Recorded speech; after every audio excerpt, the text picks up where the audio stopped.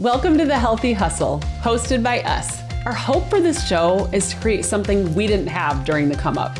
A community that supports a balance of growth and feel good, rush and recharge. The magic is in the dichotomy. And holy smokes, did it take us a long time to figure that out. Learn from our missteps, grow with our advice, because the work doesn't have to hurt. This is The Healthy Hustle.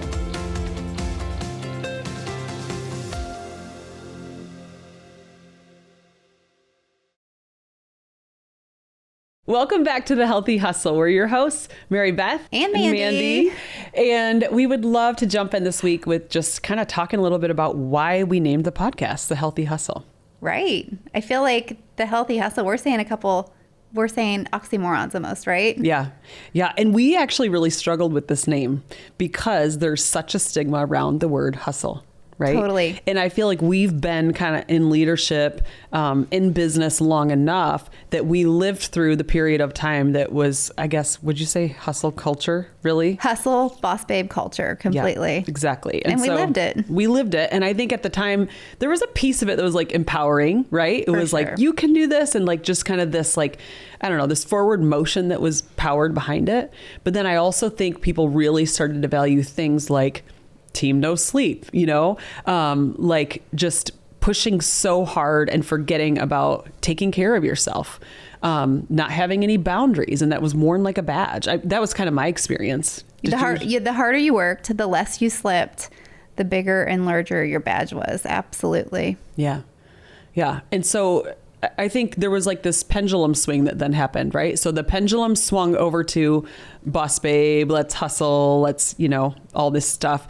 And then all of a sudden people were realizing we're burning out. I think I read this statistic recently, like about half of working women feel like they're burning out or are burnt out, which is crazy.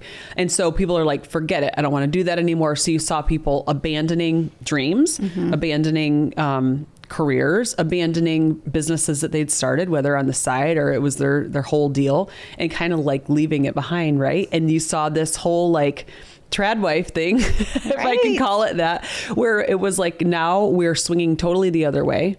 And we're proudly saying, I don't want to have a career. I don't want to chase after goals. And we just kind of stopped everything. In a lot of ways. That's what society tends to do, right? If they go heavy in one direction, it's almost always an about face, completely 180 in the opposite. I think history always repeats itself in that pattern. And people made careers on like a no hustle culture. And I think women found themselves in a place of feeling lost and feeling like it maybe wasn't going to work for them. But honestly, when you do something so well, you burn out, and then it's just a natural thing to want to do everything completely opposite, but then reality sinks in. Right. And the reality is for most of us that we do have some drive in us, right? To accomplish some things. But also most of us have a need for income. Right. And so we started to talk about that and go like, hey, there's got to be a way to be able to hustle in a way that's healthy. Right? In every aspect of life. So not just in business, even though that's what we spend a lot of our time doing, but in a way that we're living healthy in the things we're passionate about, which I know for both of us is our families, kids that we're raising, and, our health, like the way we take care of ourselves. And I don't know, I feel like I said this in our last episode, but it's like, we don't have it all figured out. We don't have it perfect, but we just haven't given up yet. We're still learning, we're still growing, and we want to learn from other guests that we'll bring on as well, how to keep doing it better. We're getting there and we're figuring it out. Can we just talk about something? What is it? I don't know. So you mentioned the trad wife thing, right? And I think that is something that women struggle with the boss babe culture, doing whatever it takes, no sleep, making all the sacrifices. But the reality also sinks in as that's not doable for moms, wives, business owners in general. There's so many other responsibilities that kind of come into play, and it's not always possible for that to be done long haul. Like no matter what, it seems like the woman does carry more responsibility and to make all the things happen. So that's where, while there's no balance, the end goal is to find that healthy hustle. So it can all work for the long haul, because sometimes moms just can't let go of all their responsibilities until midnight because there's a baby that's crying, or there's a sick kid that they have to go pick up, or they have to drop everything and tend to that sick kid. There's so many things that can factor in that a mom is filling in the gaps. And I think that's where the reality of the boss babe culture was so short-lived and why the burnout happened. And so I think that's what we're here to talk about, is how to do it for the long haul. Yeah, I think you're right. And that's the key, the long haul. Like, we don't want to burn out. We don't want to like peak early, right? Those people that peak in high school, we don't want to peak early. We want to be able to grow and learn and really like have great success into older years. And I think there's a way to do that. It includes maybe some boundaries, some healthy habits, some of those things, you know. I do think the standard is really high right now still. And I think it's something that we should call out and talk about, that the standard is high to have a perfectly decorated home while you're also doing your career, while your kids also look fantastic, while you're doing your sourdough. And like, you know, I had a little stint in sourdough, but I also think, you know, we got to normalize the Costco pre-made dinners here and there. Can I just say, I'm a girl mom now, you know, 2 boys, and I found myself as a girl mom. And this girl hair thing to me is like, there's no way. I mean, all the other moms talk about watching all these YouTube videos to do all the braids. Like, she's lucky to get out the door with a simple braid or a ponytail. That's impressive. We're doing really good if we get a bow on that hair. I love it. Okay, so let's just talk about how our relationship with hustle has changed over the years, because I think it's probably pretty drastic if we were to look back, you know? Yeah. I just saw this picture of myself the other day after an event that I did. And I remember at the time, like, it was this awesome event that we had planned for and built into. I was working with a company, and it was going to be televised. Is that the word? It was going to be broadcasted. It was at this beautiful location. And it was just this gorgeous boutique event. And I remember like building into that event, and I was so excited that I was getting to really kind of like MC the whole thing. You know, it was going to be this great thing. And leading up to that, stuff was so heavy and work was so much, and I just was not taking great care of myself, to the point that by the time I got to the event, I had tweaked my back. Like, something went wrong with my back. And I remember I slept sitting up all night the night before the event. I slept sitting up in my hotel room. I also like didn't take time to go to the eye doctor and get new contacts. So I had to wear these old glasses at my event. And then I got up the morning of the event, and I was in so much pain. I was like, there's no way I can get on the stage. So I missed like a bunch of like things that were happening before the event to go to this emergency care place and get like muscle relaxers and painkillers to make it through the event. And it was fine. I made it through. But the picture I saw of myself the other day was me sitting in this chair. And like, so I even posted about it at the time because I realized it right away. I was so disappointed that leading into what should have been a career highlight at the time. You know, it's like these moments that we build into and that we hustle for. And instead, it was this moment where it was like, I wasn't eating good. I felt like gross and bloated. I had to wear my glasses because I didn't even take time to go get my contacts, you know, like I wasn't probably stretching enough, and I was like traveling all the time without any boundaries. And there I was with this back issue. And it's like, I look back on that and it's like, you think you're building into these career highs and these moments that like, if I just push a little farther, just a little, you know, a little more and sacrifice, just, you know, pretty soon I'll get a break. And it's like, you can spend your whole life doing that and getting to that place. And that was like, I don't know, for me, just an aha moment of like, okay, something's going to have to change here. Like, if I get to dream about other pinnacles and other awesome moments in my career, I don't ever want to show up feeling like this again. That's impactful. So, I mean, I think it's evolved. And I know there's a time in your career where you kind of have to, you give a lot. I think especially early in a career, right? You can't show up to your first job and say like, I'm not going to do X, Y, Z, or I'm, you know, like you do kind of have to show up. I just thought of a story, but you do kind of have to show up and do the things, you know?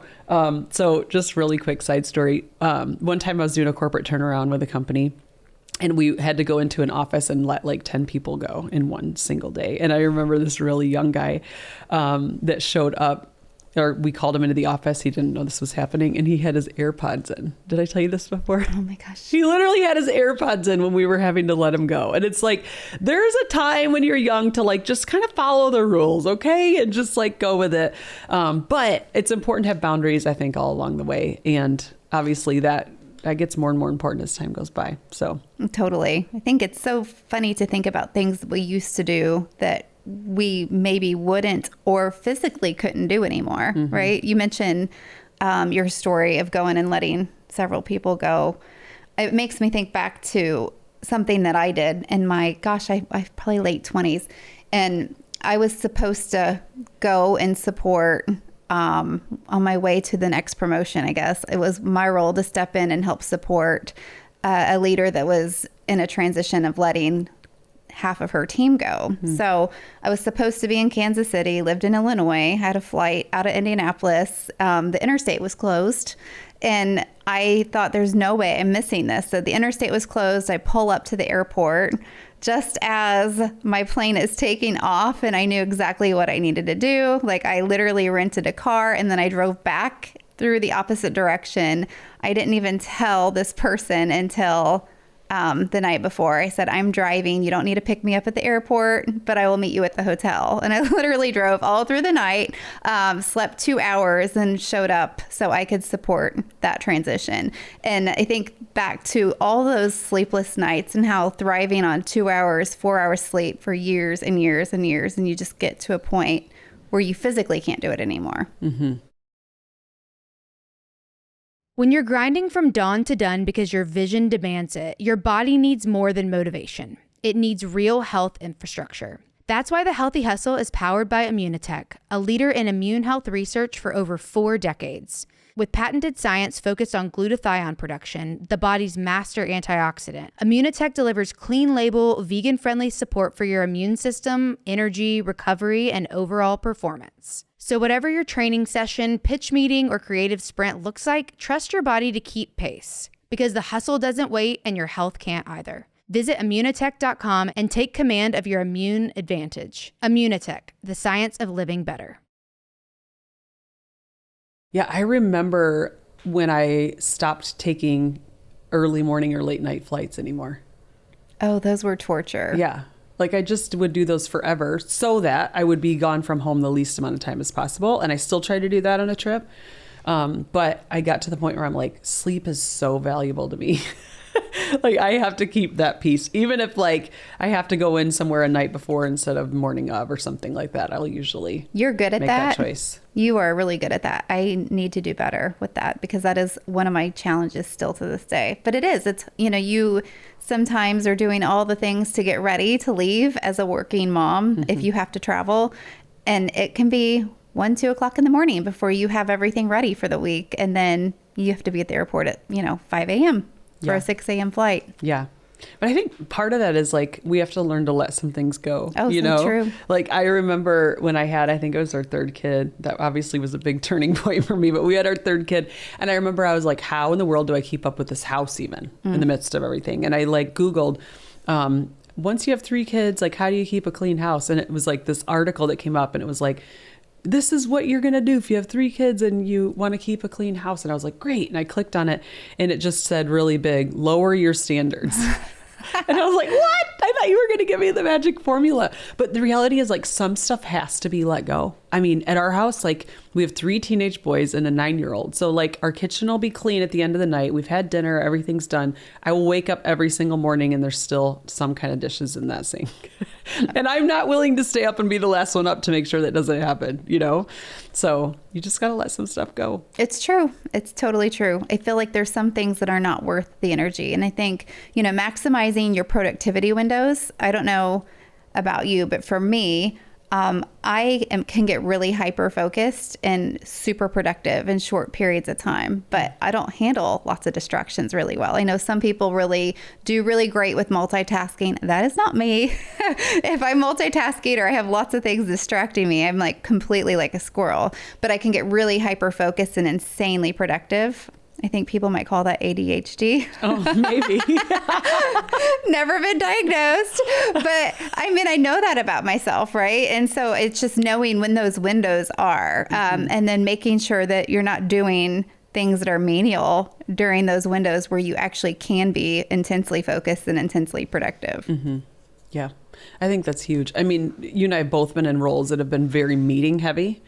lots and lots of meetings. And I think generally speaking, what I see from other people who speak on work hours and stuff I see on LinkedIn and just the things at least that I'm being shown, talk a lot about how that's just not productive. The 24/7 being available for everything, sitting in constant meetings is not really how we work best.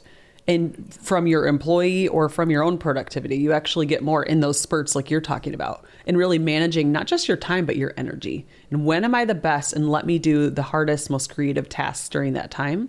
And then let me do the other stuff during a time when it doesn't matter so much. I saw a meme that said, you show me your meeting schedule, I'll show you your numbers, in the sense that the companies that are struggling probably have the heaviest meeting schedules. So it's an interesting thing to think about. Very interesting. Time spent in meetings is not time in activity, doing the things that matters. You know, I think for me, I was blessed with the first decade of my career where we were always kind of held to the standard where if it's not moving the numbers, don't spend time on it.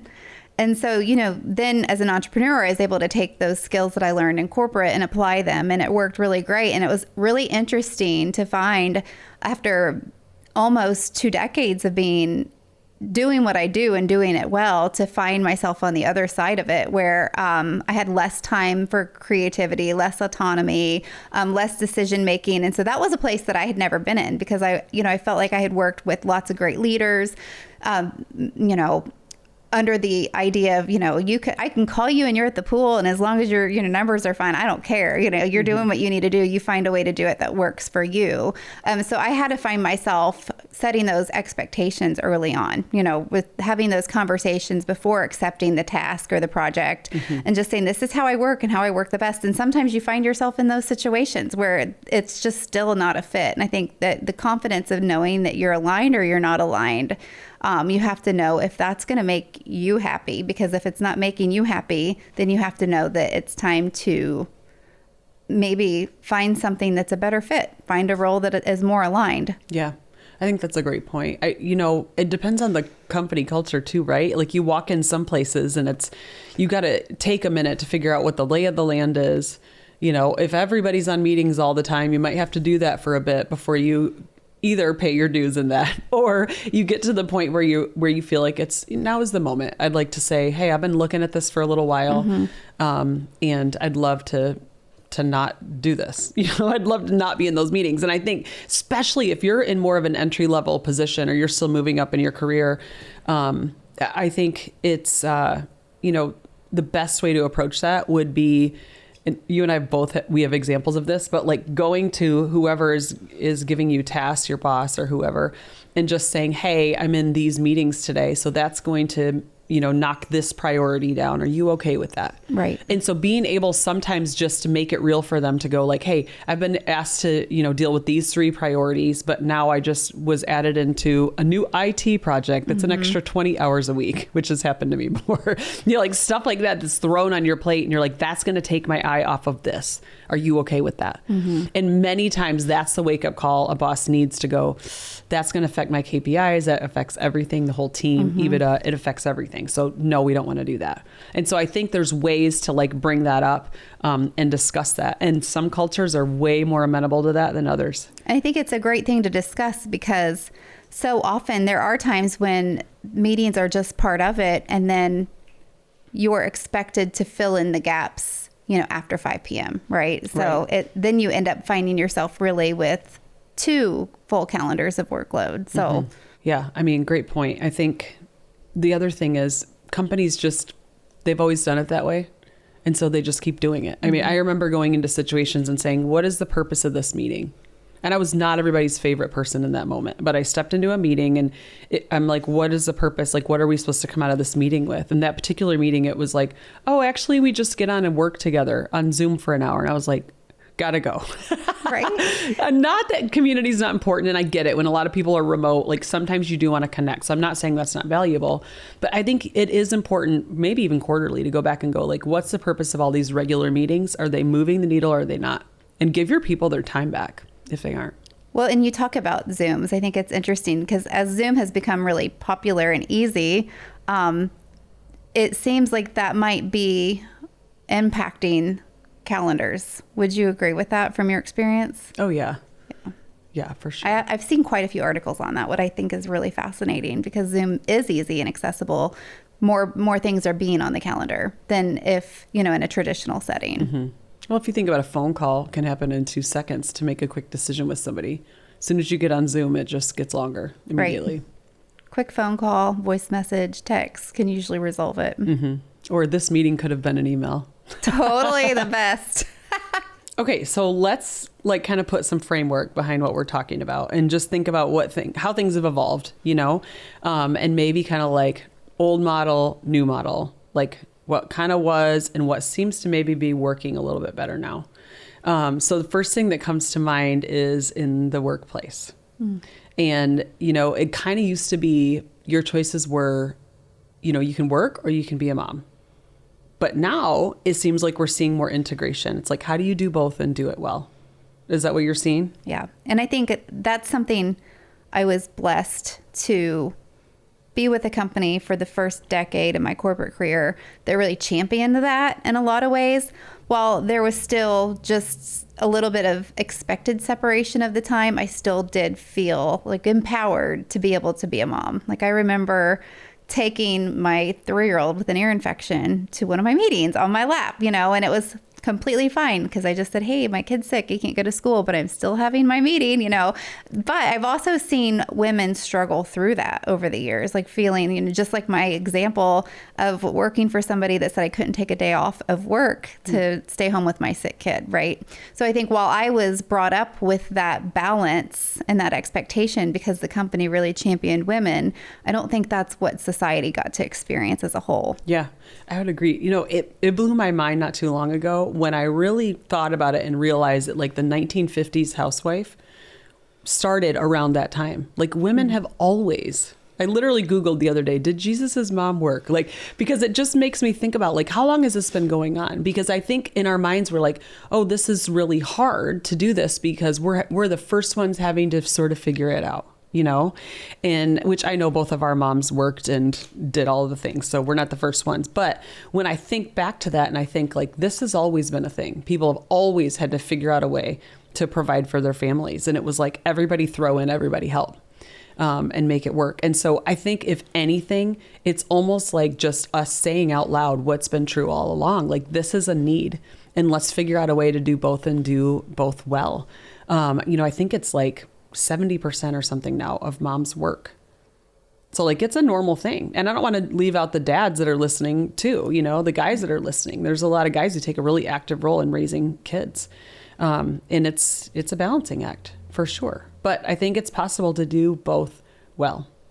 It truly is. And I've even been with a company that was in part of their evolution with that, right? And I remember it was right after the pandemic and I was new with the company. And that was one of the things I was very forward because I was home with my daughter as an entrepreneur for the first 2 years of her life when she was born. No family in town, nobody to help, daycares weren't open. And that was one of my conditions was I will take this position if I, have the flexibility to where she's homesick, she can be on a Zoom with me. And I think they were really proud to say, yes, we know we need to do better about, being supportive of the working mom. And so that I did. I had her on multiple Zooms, sometimes making faces at my boss. And, they were really great about that. And if that's important to you, right? If it's important to someone as they're looking for a place to work or a place to partner with, to make sure, set clear expectations and be willing to advocate for yourself for that instead of, finding that as a surprise that you're trying to navigate as your journey with that company continues. I agree. I think it's better to say it up front and to talk about it up front, which the example of me taking the travel position when Tatum was 5, it's like the fact that it was agreed upon ahead of time that he could travel was how I was able to take the position. Right. But I'm really glad that came up ahead of time and I didn't try to navigate it without asking for help, Right. Or just to be able to do that. So, well, and also parents now are navigating a whole other set of expectations that come along with having kids involved in activities, right? Travel sports. So that includes this huge sacrifice for families. And so that can mean traveling overnights with their kids and things of the sort, or deciding to send your kid with another family. So I know for me, that was something that I was really firm on. Like, that was really important to me, that if I was going to partner with an organization, that I wanted to be able to still travel with my son and work from anywhere, right? Be able to work out of the hotel room, or, I mean, I remember even doing Zoom calls out in right field. And it's just like juggling the things of a working, traveling mom, being able to work remotely and truly work from anywhere and still fill the needs for your family. Yeah. Yeah. Let's talk about kind of what was and what is as it relates to health, fitness, nutrition, just some of those areas. Like, you know, it makes me think of like healthcare. It used to be that we would think like, wait till you're sick and then just deal with it and then just treat it. Now, I think we think more preventative as it's relating to our health, right? We want to supplement. We've learned to drink water. Like, it's like so much has changed in relation to that. Right.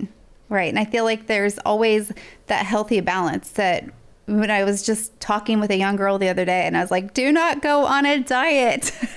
You know, it's about your lifestyle. I think I heard that 100 times when I was a young adult. Like, oh, you know, you don't want to be on a diet. You want to have this lifestyle. If you can't stick with it, it's not sustainable. But there is so much truth to that. Yeah. Yeah. Yeah. And it used to be just like, limit your calories and let's be skinny. Right? Like that was the goal. So it's like lifestyle, who cares? We just want to get skinny as fast as we can. And now I think the thinking really is like, let's be strong. Let's figure out if our hormones are balanced. Right? And let's create a lifestyle that's sustainable, that can start now and continue on through life. Oh gosh, like my favorite is the cheat days that people would, you know, you do 30 days so you could have the cheat day that was going to send you unraveling and on a spiral for the next 2-3 months. I saw that big time with intermittent fasting. So people, it was like the window has started and it's like all bets are off. You can eat whatever you want during that time. It's so funny. I mean, you tell me that I'm going to fast for 3 days. I'm probably going to eat my heart out for days 4, 5, and 6. Yes, exactly. For sure. And I think same thing is true with exercise too, right? It's like we've shifted an exercise from just like get it done again to just be like skinnier, smaller, like to just get these short-term goals. And now it's more like, hey, how do we live longer? Yeah. How do we become stronger? How do we make sure that like we can do the work that we want to do, be the mom we want to be, physically. Right. And how can we be the grandma when we're 75 that can sit on the floor with our grandkids and bounce right up? Exactly. And I feel like the things that we do that are sustainable. For me, it's walking and maybe jogging for like 30 seconds every now and again. Great. And then some crutches. I mean, I'm not hardcore at all, but I had days where I would go to a hotel at the gym at the hotel that I was staying. And if I hadn't exercised that day, you bet I was on the treadmill at 2 a.m., even if I had to get up at 6 a.m. And that is not sustainable because I would, you know, lead myself on so many cycles. And I feel like I've been in a really good sustainable place for the last several years. I love it. That's awesome. And I think that's the key, right? With the lifestyle change or like locking in a lifestyle is like, you know, you're going to miss a day here and there, but don't let yourself miss 2. Right? That's like so just true. Get back on and just stick with it and figure out a way to just do it and do it healthier. And I think that's our whole point here, right? Is like, how do we do the things that we need to do in a way that's just healthier? And I think the cool thing is there are spots of society that we're seeing evolve in these ways that are just better, you know? And so if we'll just grab a hold of those handles and those tools, we can do that too. So we want to make this something that, you know, our listeners can really feel like they can take one thing away from this and implement it in their day and feel a difference, that they're making a difference in the way they feel, their productivity. So I feel like it's a good time to do like a gas check, right? Like, where are you? Is your tank on empty? If so, like, what is that thing that can make it feel, let's say, fuller? Because we're realists. We know that you may not always feel like you're running on full, but what can make it feel fuller? I love that. And I think it's a good question because whatever you felt in your gut when you just heard Mandy say that, I think it's probably the thing. Oh, yeah. Do you know what I'm saying? Like, it's like, yes, you can sit down and talk with a friend and process and try to figure out how to, you know, what can I do to get in a better place? But the reality is you probably know right now, if you're listening, like something, you know, that would help you to move forward. I think it's up to you to figure out what kind of boundaries can you set where you are right now. And then just take one tiny step in that direction. Can be really helpful. And I know for me, and it's one of those, if you plan or if you fail to plan, you plan to fail, right?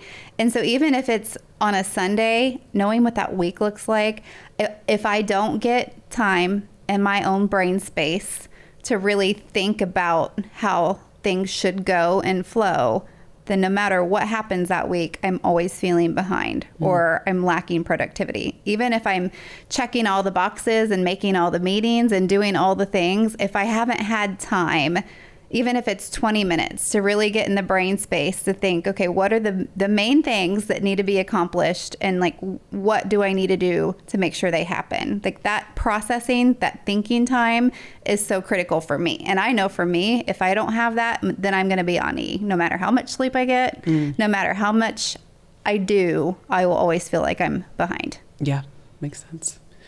Well, we hope this was helpful for you all today, and we hope you will stick with us for the next episode. So make sure to like and subscribe, and we hope to see you soon.